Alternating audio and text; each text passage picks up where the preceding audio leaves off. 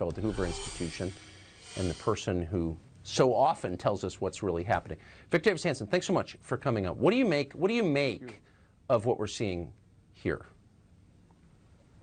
Well, I think most Americans were angry about the riot, but if you're going to commit sedition, you don't get a bunch of people 40 and 50 and 60 comply with the DC gun laws, leave their guns. Some of them get in a golf cart, go to the Capitol. Some of them enter without weapons. Well, if you're going to have a sedition, you dress in black, you wear body armor, you wear clubs, you coordinate your attacks on federal courthouses or police precincts on social media, like Antifa did and BLM did.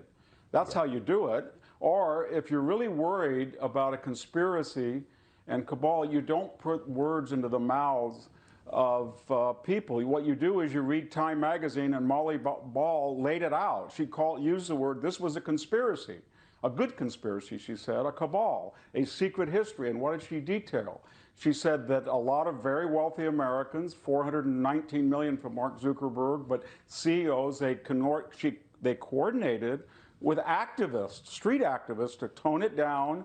They pre-selected precincts, they poured money, and then, quote, they sought to stem the flow of information.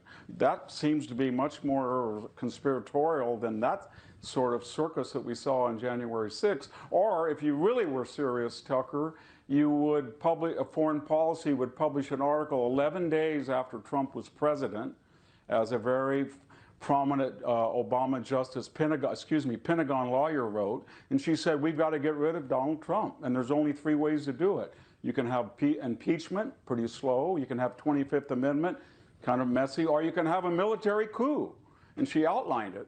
And so that is what a sedition, that's serious stuff. And so I think what American people are saying, Tucker, all they want is transparency and equal protection of the law. They want to know how Ashley Babbitt died. They want to know how 35 people died in the summer of 2020. If you're going to go after Congress people who say they communicated with activists, they want to know if that qualifies when the current vice president said the riots are going to go on and they're not going to stop, and she helped bail people out.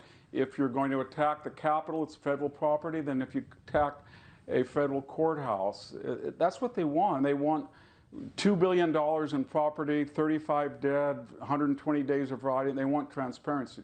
So let's get a congressional committee next session of Congress with Democrats pick their best people, Republicans, and let's look at all the domestic terrorism and find out the truth and let the chips fall where they lie. But all we're asking for, the American people, is let's be transparent. All the videos come out, all the information come out, all the testimony about the officer that shot Ashley Babbitt, all the testimony about other shootings. And let's be equal in the application of the law. That's all.